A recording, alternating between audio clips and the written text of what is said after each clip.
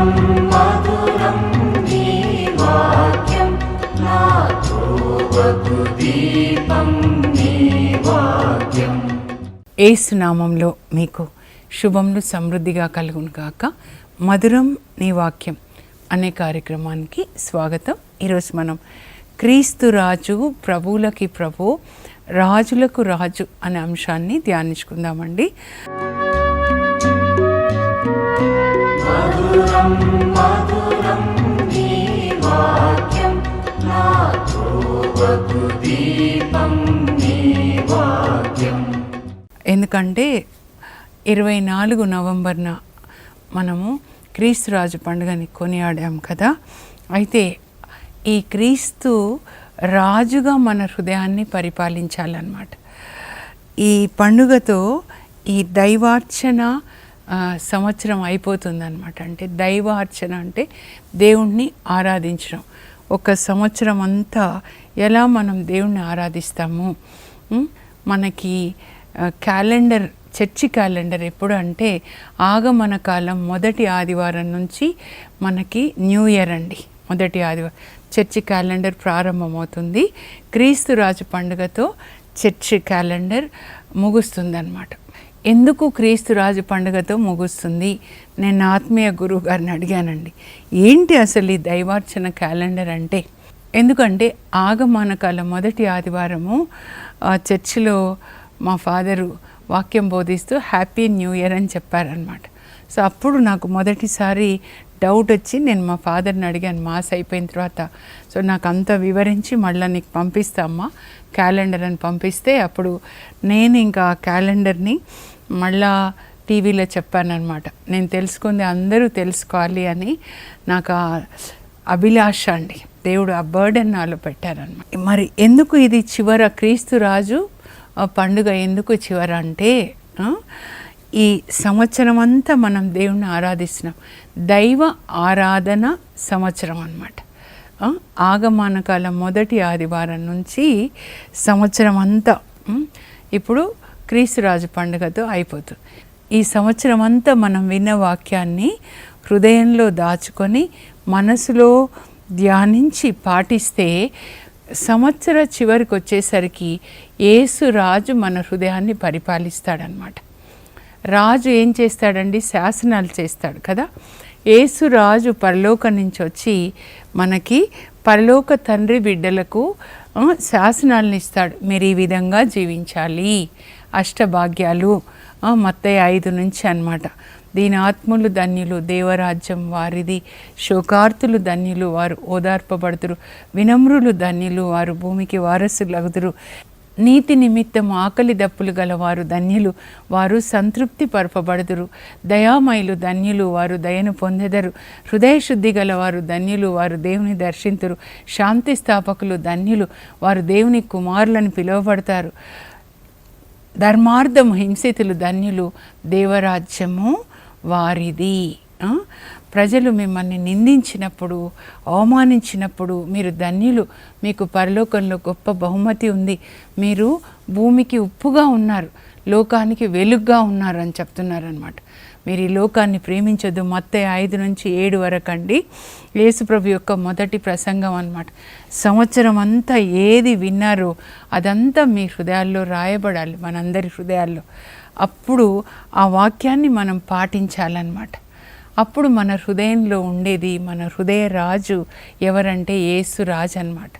అలా జీవించిన వాళ్ళే అపోస్తలులు, తర్వాత వాళ్ళ యొక్క శిష్యులు అపాస్టలిక్ ఫాదర్స్, తర్వాత వాళ్ళ శిష్యులు చర్చ్ ఫాదర్స్, ఆ తర్వాత ఇప్పటి వరకు పునీతులు అన్నమాట. పునీతులు ఎవరు అంటే యేసు ప్రభువు నడిచిన బాటలో నడిచిన వాళ్ళు. ఈ లోకంలో 2 రాజులుగా ఉంటారండి. ఒకటి పరలోకం నుంచి వచ్చిన రాజు యేసు రాజు, ఇంకొక రాజు నరకం నుంచి వచ్చిన రాజు సైతాన్ అన్నమాట. ఆయన గురించి కూడా ప్రకటన దర్శన 9:3 ఉంటుందన్నమాట. ఆ అగాధం నుంచి భూమి కింద, ఆ అగాధం సముద్రం కింద అగాధం నుంచి వస్తాడంట. ఆ అగాధానికి రాజు, ఆయన పేరు హీబ్రూ భాషలో అబద్దోను, మరి గ్రీక్ భాషలో అపోలియోను, అంటే విధ్వంసకుడు, డిస్ట్రాయర్ అని అర్థం అన్నమాట. మిడతలన్నిటినీ విడుదల చేస్తాడు భూమి మీదకి. అప్పుడు ఆ మిడతలు కరుస్తూ ఉంటే ప్రజలకి భరించలేని బాధ అన్నమాట. ఈ కోవిడ్ తర్వాత, ఆ తర్వాత నెక్స్ట్ అదే 9వ అధ్యాయం మీరు చదివితే ప్రకటన గ్రంథంలో 20 కోట్ల పిశాచాలు విడుదల చేయబడతాయి. ఒక్కొక్క దిక్కు మరి ఆ 20 కోట్ల పిశాచుల్ని యూఫ్రటీస్ నది వద్ద బంధించబడిన దేవదూతలను విడుదల చేస్తారు. బంధించబడిన దేవదూతలు అంటే పడిపోయినటువంటి దేవదూతలు, పరలోకం నుంచి సైతాను 3వ వంతు దూతలు పడిపోతారు. ఆకాశ మండలంలో అవి ఇప్పుడు గూళ్ళు కట్టుకొని, స్థావరాల్ని కట్టుకొని మనుషుల మనస్సుల్లోనికి, హృదయాల్లోకి వచ్చి హృదయాల్ని పరిపాలిస్తూ మనుషుల్ని నాశనం చేస్తూ ఉన్నాయన్నమాట. 20 కోట్ల సైనికులు యుద్ధం చేసే సైనికుల్లోనికి వెళ్ళి ఇదిగో భూమి మీద ఇంత నాశనం అన్నమాట, విధ్వంసం యుద్ధాల ద్వారా. అందుకే యోహాను 10:10 అండి, ఇట్లా చూపిస్తున్నాను. యేసు ప్రభు సైతాను గురించి ముందు చెప్తాడు. దొంగ సాతాను అని రాసుకోండి మీరు అక్కడ. దొంగిలించుటకు, హత్య చేయుటకు, నాశనం చేయడానికి వస్తారు. మన కుటుంబంలో సమాధానాన్ని దొంగిలించడానికి, అన్నదమ్ముల మధ్యలో సమాధానం లేకుండా, లోకాన్ని ప్రేమించేటట్లు, ద్వేషించేటట్లు, క్రూరుడు అన్నమాట. అతని పేరు క్రూరుడు.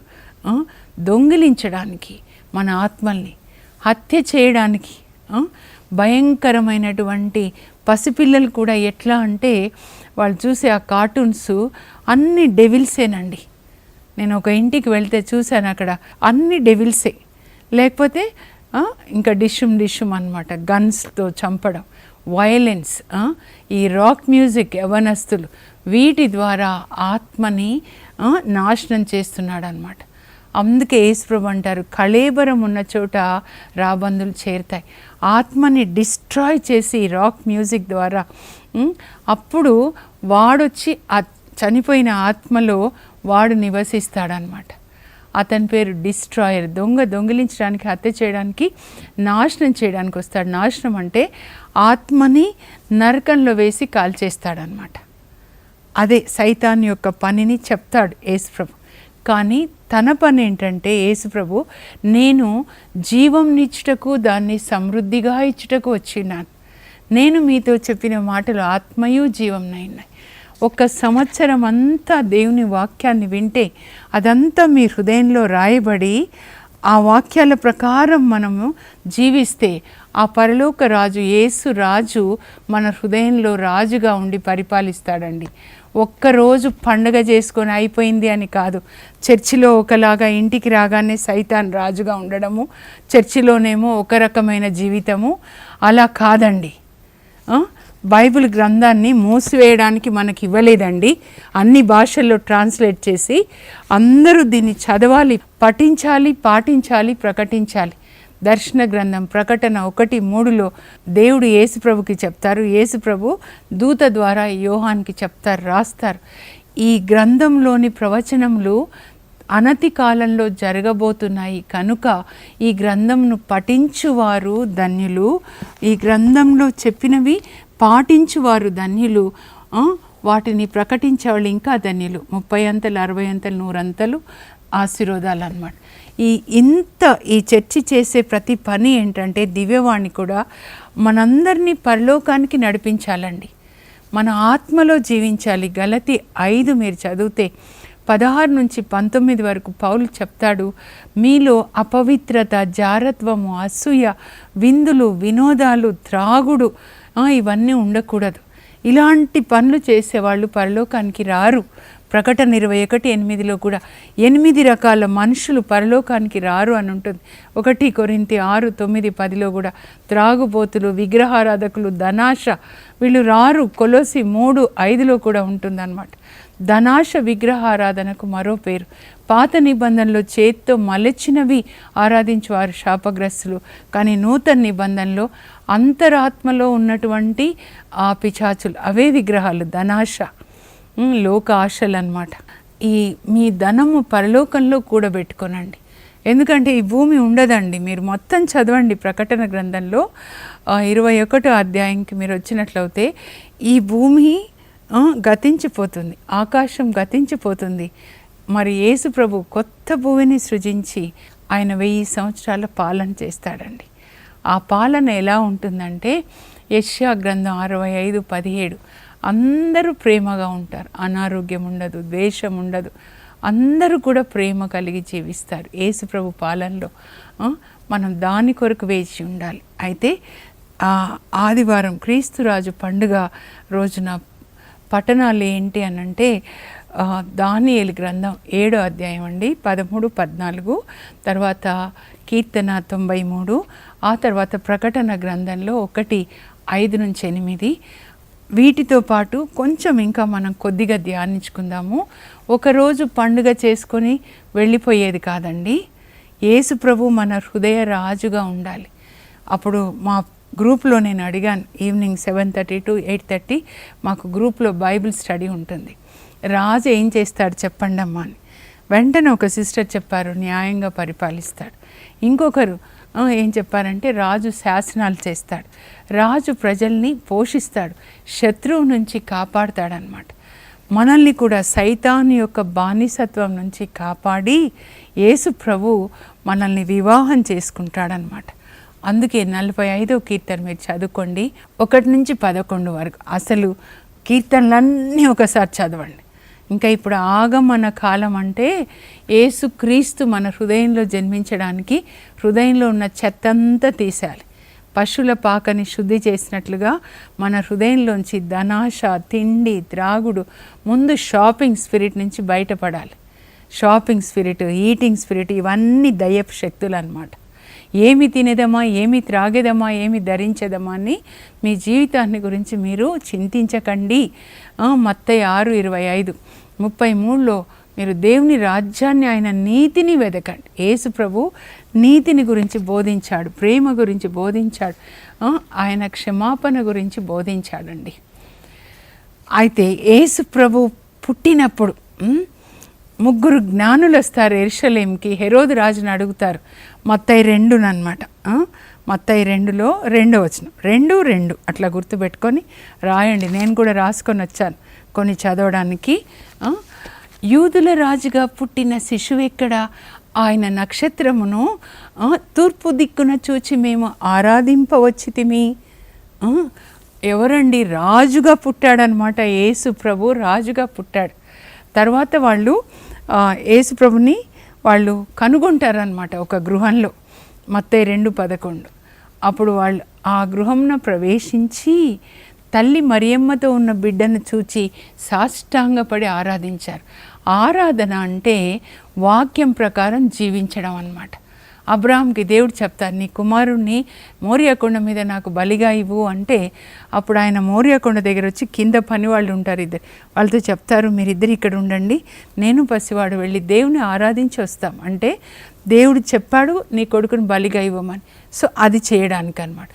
ఆరాధన అంటే నోటితో పాడే పాటలు కాదండి, పాపంలో జీవిస్తూ నోటితో పాడే పాటలు కాదు, లేకపోతే నోటితో చెప్పే ప్రార్థన కాదు, కానీ దేవుని యొక్క వాక్యాన్ని పాటించడం. అందుకే దేవుని వాక్యాన్ని పాటించేవాళ్ళు నా సోదరి, నా సోదరుడు, నా తల్లి అంటారు. మరియ తల్లి కూడా పాటిస్తారు కదా. 45వ కీర్తన 11:1 వచనం చెప్తున్నాను. రాకుమారి, రాజు నీ సౌందర్యంనకు మురిసిపోవును కనుక నీవు ఆయనకు నమస్కరించంటే ఆరాధించు. ఆరాధన అంటే దేవుని వాక్యాన్ని పాటించడము, విని పాటించడము, చదివి పాటించడం. Okay, worship means obedience to the word of God.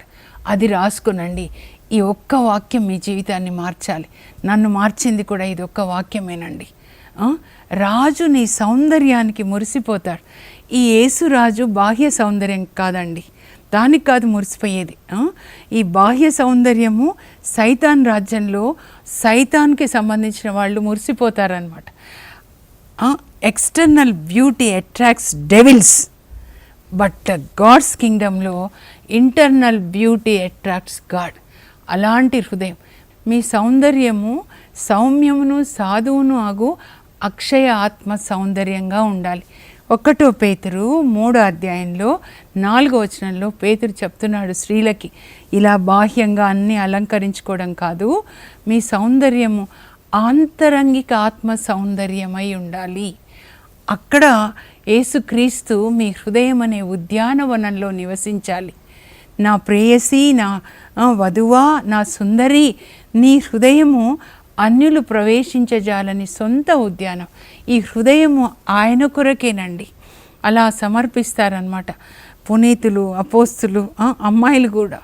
అమ్మాయిల గురించి కూడా చెప్పాను. పునీత సిసిలియా, పునీత యాగ్నెస్, పునీత లూసీ, పునీత అగతమ్మ, పునీత హంగేరి ఎలిజబెత్ అమ్మ, అందరూ కూడా వాళ్ళ హృదయాల్ని యేసు ప్రభుకి సమర్పిస్తారండి.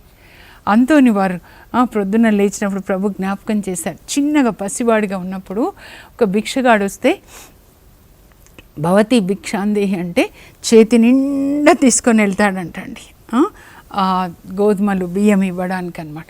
అలా ఆయన ఇట్లా జోలు తెరిస్తే ఇలా పోయిపోతుంటే అందులో జోలిలో అన్ని హార్ట్స్ అనమాట, హ్యూమన్ హార్ట్స్ ఉంటాయంట. అని ఇలా చూస్తే ఆయన జీసస్ అయిపోతారంట. అప్పుడు ఈయన కూడా అడుగుతారంట, నీ హృదయం నాకు ఇస్తావా, ఇవన్నీ నాకు వద్దండి. ఓ అలాగే అని యేసు ప్రభు అనమాట. అప్పుడే యేసు ప్రభుకి తన హృదయాన్ని ఇచ్చి రాత్రంతా బైబిల్ చదివి దినమంతా వాక్యం బోధించాడండి. That is Saint Anthony. ఆయన మ్యాన్ ఆఫ్ ప్యూర్ టంగ్. ఆయన మరణించి 800 సంవత్సరాలు, కానీ ఆయన నాలుక ఇంకా ఉంది అని అంటే, శౌరి వారి మృతదేహం ఇంకా ఉంది. వాక్యాన్ని బోధించి 10 లక్షల ఆత్మల్ని పరలోకానికి తీసుకెళ్లారు శౌరి వారు. అంతోని వారు, ఫ్రాన్సిస్ ఆఫ్ అసిసి, వీళ్ళు నడిచిన బాటలో నడవాలండి. ఈ లోకం వెనకాల మనం వెళ్ళకూడదు, దేవుణ్ణి అవమానపరచకూడదు, మన హృదయంలో ఈ లోకం ఉండకూడదు అన్నమాట. మీరు పెదవులతో నన్ను ఆరాధిస్తున్నారు, మీ హృదయం దూరంగా ఉంది అంటారు యేసుప్రభు. కానీ హృదయంలో యేసుప్రభు ఉండాలండి, ఎందుకంటే ఆయన తొందరగా రాబోతున్నారు. మీరు దర్శన గ్రంథం అంటే ప్రకటన అండి, 19వ అధ్యాయం నాకు చాలా ఇష్టం. 11 నుంచి అన్నమాట. పరలోకం తెరవబడుతుంది, యోహాన్ చూస్తాడండి. మనం కూడా చూడాలి. నేను కూడా అదే అడుగుతాను, నేను పరలోకం అంతా చూడాలి, నాకు చూపించాలి ప్రభా మీరు, అప్పుడే నేను చెప్పాలి. మీరు నాకు ఏది చూపిస్తే నేను అది చెప్పాలి. పరలోకం తెరవబడింది, తెల్లని గుర్రం మీద యేసు ప్రభు వస్తున్నారు అన్నమాట. ఆయన తల మీద చాలా కిరీటాలు, ఆయన కన్నుల అగ్ని జ్వాలలు, దేవుని యొక్క వాక్యం అన్నమాట. ఆయన రక్తంలో ముంచబడిన వస్త్రాలు ధరించారు.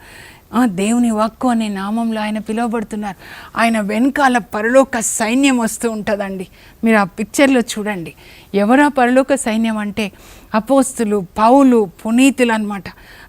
పాద్రి పియో గారు, యాగ్నెస్, సిసిలియమ్మ, శౌరి వారు అందరూ వస్తారు. నేను అనుకుంటా పరలోకానికి వెళ్తే ఒక్కొక్కరితో మాట్లాడాలి, ఎలా వాళ్ళు దేవుని సేవించారు అని చెప్పి. వాళ్ళందరూ వస్తున్నారన్నమాట. అప్పుడు ఆయన యొక్క వస్త్రాల మీద, తొడల మీద ఏమని రాయబడి ఉందంటే, రాజులకు రాజు, ప్రభువులకు ప్రభు.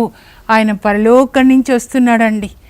ఆయన మేఘాల్లోకి వచ్చినప్పుడు మనలో దేవుని యొక్క వాక్యం ఉంటే, మనలో తండ్రి, కుమార, పరిశుద్ధాత్మలు. పాత నిబంధన తండ్రి, 4 సువార్తలు యేసు ప్రభు, అపోస్తుల కార్యాల నుంచి పరిశుద్ధాత్మ, ఇదంతా మనలో ఉండాలండి. యోహాన్ 14 చదవండి మీరు. అక్కడ యేసు ప్రభు చెప్తారు 15 నుంచి, మీరు నన్ను ప్రేమిస్తే నా ఆజ్ఞలు పాటిస్తారు, అప్పుడు నేను తండ్రిని ప్రార్థిస్తాను, ఆయన మీతో ఎల్లప్పుడూ ఉండడానికి మరొక ఆదరణకర్తని మీకు ఇస్తారు. ఆయన సత్య స్వరూపి అయిన ఆత్మ, పరిశుద్ధ ఆత్మ అన్నమాట. ఆ పరిశుద్ధ ఆత్మ మనలోనికి వచ్చినప్పుడు ఏం చేస్తారంటే, ఈ వాక్యాలన్నీ మన హృదయంలో రాస్తారండి. నేను అనుభవంతో చెప్తున్నాను, 97 నుంచి అన్నమాట. మొత్తం రాస్తారు. ప్రతి నిమిషం ఒక్కొక్క వాక్యం జ్ఞాపకం చేసి ఎలా జీవించాలో నాకు కూడా చెప్తుంటారు. ఇది తప్పు, నేను కూడా కొన్నిసార్లు తప్పు చేస్తాను. శరీరం ఉన్నంత వరకు శరీరంలో దాగి ఉన్న పాపం, పిశాచాలు మనల్ని కిందికి లాగుతుంటాయి. కానీ నో, యేసు ప్రభు వాక్యం ద్వారా ఎట్లా జయించారో అలా జయించాలన్నమాట. ఈ యేసు ప్రభు ఇలా వస్తున్నారు కదండి, ఆయన తన నోటి నుంచి వచ్చిన ఖడ్గంతో సైతాన్ని జయించారు. అలాగే అంతోని వారు వాక్యం బోధిస్తుంటే సైతాన్ రాజ్యం కూలిపోయిందన్నమాట. మీ ఇంట్లో యేసు ప్రభు యుద్ధం చేసి మిమ్మల్ని శ్రమల్లోంచి బయటికి తీసుకొని రావాలంటే ఈ వాక్యాన్ని ఇలాగే నోటితో పలకండి. వాక్యమే యేసు ప్రభు, దేవుని వాక్ ఆయన పేరు. మీరు యేసు ప్రభు వాక్యాన్ని నోటితో పలుకుతే ఆయన వచ్చి దుష్ట శక్తుల్ని సంహరిస్తాడనమాట. ఈ యేసు రాజు ఏం చేస్తాడండి? మన కొరకు సిలువలో మరణించారనమాట. బటిల్డిస్ అని ఒక బానిస బాలిక మహారాణి అవుతుందండి. ఒక బానిస బాలిక అండి. అయితే బానిసల వ్యాపారులు ఈ అమ్మాయిని దొంగిలిస్తారనమాట.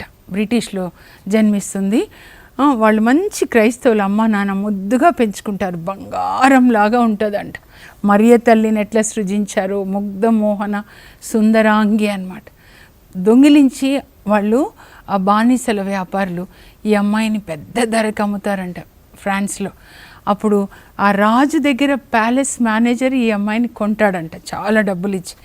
ఇంకా ఆ రాజు దగ్గర ప్యాలెస్లో ఈయన పనిచేస్తున్నాడు కదా, సో ఆయనకి ఈ అమ్మాయి అన్నీ అందిస్తూ ఉండేదంట. అంతేకాకుండా ప్యాలెస్ని చక్కగా అలంకరించేదంట. ఇంకా మిగతా వాళ్ళకి కూడా ఏం కావాలంటే అది చేసేదంట.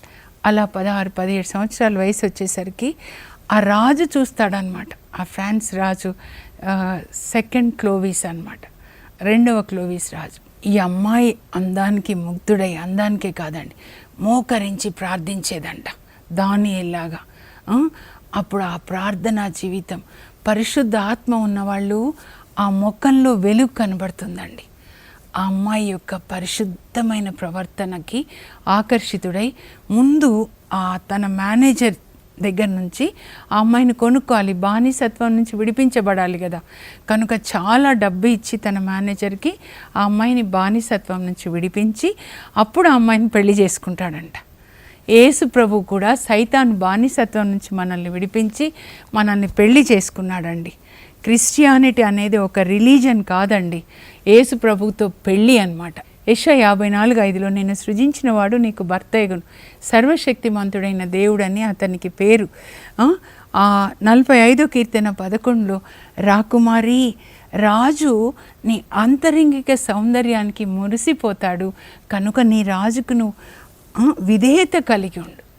ఆరాధించడం అంటే నోటితో కాదండి, వాక్యాన్ని విధేయించాలి. యేసు చెప్పిన వాక్యాన్ని విధేయించడం అన్నమాట. అలా మనల్ని సైతాను బానిసత్వం నుంచి విడిపించాడు. ఎలా విడిపించాడు యేసు ప్రభు అంటే తన ప్రాణాన్నిచ్చి విడిపించాడు, తన రక్తాన్ని చిందాడు. రక్తం తండ్రికిచ్చి మనల్ని పాపం నుంచి విడిపించాడు. మనల్ని పోషించే పోషకుడు, మంచి కాపరి, మనల్ని కాపాడుతారు. మనల్ని స్వస్థపరిచే పరమ వైద్యుడు, మన పాప పరిహారి, మనల్ని అవమానం నుంచి తప్పించేవాడు. వ్యభిచారంలో పట్టుబడిన స్త్రీని ఎలా తప్పించాడు. ఆయన మరణం ద్వారా మనకి పాప క్షమాపణ. యెషయా 53:10లో ఆయన మరణము పాప పరిహార బలి అయింది. ఆయన పునరుత్థానం ద్వారా మనకి పునరుత్థానం. పరలోకం వెళ్ళి మన కోసం ఇల్లు కట్టి మళ్ళీ వచ్చి తీసుకెళ్తా అంటారు. యోహాను 14:2 నాకు చాలా ఇష్టం అండి. నేను పరలోకానికి వెళ్ళి నీకు మంచి ఇల్లు కట్టి నేను మళ్ళీ వచ్చి నేను తీసుకెళ్తా, అప్పుడు నేనున్న స్థలంలోనే నీవు ఉండులాగున నిన్ను నా యుద్ధకు చేర్చుకుంటాను. ఎంత మంచి రాజండి, మనల్ని పోషించి మన కొరకు ప్రాణం ఇస్తాడు. ఈ లోకపు రాజులు ఎలా ఉంటారండి? ప్రాణాలు తీసుకుంటారు, మనల్ని బానిసలుగా చేస్తారు. 1వ సమూయేలు గ్రంథంలో 8వ అధ్యాయంలో సమూయేలు ప్రవక్తని ప్రజలు రాజు కావాలని అడిగితే, వద్దయ్యా, ఈ లోక రాజులు మిమ్మల్ని బానిసలు చేస్తారు, మీ ఆస్తుల్ని తీసుకుంటారని చెప్తారు. ఈ లోకపు రాజులు ప్రజల్ని జలగల్లాగా పీడిస్తారు. కానీ ఈ రాజు మన కొరకు ప్రాణం ఇచ్చిన రాజు. ఆ రాజు మీ హృదయంలో ఉండాలండి. ఈ లోకం ఉంది అంటే సైతాన్ రాజు అన్నమాట. మనకి అతనితో ఏ పని లేదు. ఈ లోకాధిపతి వస్తున్నాడు, I got nothing to do with him అంటారు యేసు ప్రభు యోహాన్ 14:30లో అన్నమాట. నేను లోకాన్ని జయించాను, మీరు కూడా లోకాన్ని జయించాలి. యోహాన్ 16:33 అన్నమాట. ముఖ్యాంశాలు కొన్ని నేను చదువుతాను, మీరు స్క్రీన్ మీద చూసి రాసుకోండి. ఇవి బైబిల్లో నుంచే. క్రీస్తు రాజు, రాజులకు రాజు, ప్రభువులకు ప్రభు. వాక్య భాగములు ప్రకటన అంటే దర్శన అండి 1:5-8 వరకు, 19, 11-16, 20లో 11-15 వరకు, కీర్తన 93, 1, 2, 96, 10, 13, 97, 1, 45, 11, దానియేల్లో 7, 9-14. అది చెప్పలేదండి, అది తుది తీర్పు అన్నమాట. ఇవన్నీ మీరు రాసుకోండి. మీ హృదయంలో యేసు రాజుగా ఉండాలి. ఇక్కడ పరలోకం తెరవబడుతుందండి. దర్శన గ్రంథం 19లో తెల్లని గుర్రం మీద కూర్చున్న యేసు నమ్మకపాత్రుడు, సత్యవంతుడు అని నామములు కలవాడు. ఆయన న్యాయముగా విచారించి యుద్ధములందు పోరాడును. పరలోక సైన్యములు ఆయనను అనుసరించుచుండెను. అపోస్తులు, పునీతులు. ఆయన నోటి నుండి ఒక వాడి అయిన ఖడ్గం వెలువడెను, అంటే వాక్యం. దానితో ఆయన సమస్త దేశములను జయించును. ఆయన ఇనుప దండంతో ఏలును. రాజులకు రాజు, ప్రభులకు ప్రభు అని ఆయన దుస్తులపై తొడలపై వ్రాయబడి ఉండెను. నమ్మకమైన సాక్షియు, మృతులలో నుండి ఆది సంభూతుడుగా లేచిన వాడును, భూపతులకు అధిపతియునైన యేసుక్రీస్తు నుండి మీకు కృపయు శాంతియు లభించునుగాక. ఆయన మనలను తన రక్తం ద్వారా విమోచించి తండ్రి దేవుని సేవించుటకు యాజక వర్గంగా చేశాడు. ఇదిగో మేఘమండలం నుండి ఆయన వచ్చుచున్నాడు. ప్రతి నేత్రము ఆయనను చూచును. యేసు ప్రభువు రాజు. ఆయన ప్రాభవమును బట్టను వలె ధరించెను. ఆయన భూమిని స్థిరముగా పాదు కొల్పెను, అది చలింపదు. ప్రభువు రాజు. ఆయన నేలను కదలకుండా పదిలపరచను. ఆయన న్యాయబుద్ధితో దేశములకు తీర్పు చెప్పును. యేసు ప్రభు రాజు. భూమి ఆనందించునుగాక. న్యాయము న్యాయ నిర్ణయములు ఆయన సింహాసనమునకు పునాదులు. రా కుమారి, రాజు నీ సౌందర్యమునకు మురిసిపోవును. కావున నీవు ఆయనను ఆరాధించుము, ఆయన ఆజ్ఞను పాటించుము. తుది తీర్పు దానియేలు 7, 13, 14 అండి. నేను చెప్పలేదు, టైం సరిపోలేదు. అగ్ని సింహాసనములు అమర్చబడ్డాయి. శాశ్వత జీవి నరపుత్రుడు అంటే తండ్రి కుమారులు కూర్చుని ఆ సింహాసనం మీద అందరికీ తుది తీర్పు తీరుస్తారండి. గ్రంథాలు విప్పబడతాయి. దర్శన 20లో 11-15 వరకు అన్నమాట. ఇప్పుడు ప్రార్థన చేసుకుందాం. పరలోకపు మా తండ్రి, మీ పరిశుద్ధ నామమునకు స్తోత్రం కలుగును గాక. యేసయ్య, మీరు బోధించినవన్నీ కూడా మా హృదయాల్లో పరిశుద్ధ ఆత్మదేవుడు వ్రాసి మేము వాటిని పాటించేటట్లు మా మనసులో కోరికని దయచేయండి. నూతన నిబంధనలు ఇది వాగ్దానం ప్రభా.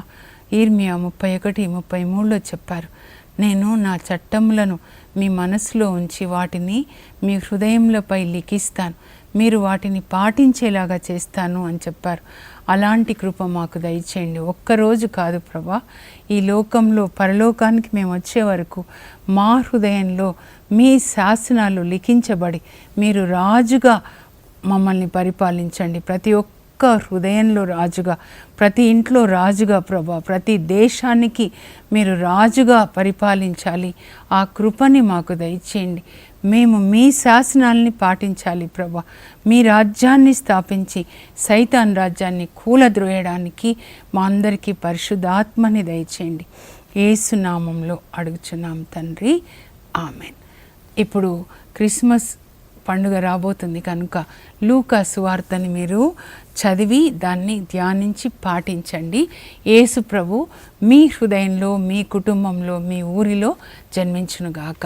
మీ హృదయము, మీ ఇల్లు, మీ ఊరే బెత్లెహేము. మీ హృదయమే పశువుల పాక, మీ ఇల్లే పశువుల పాక. God bless you. Have a blessed day.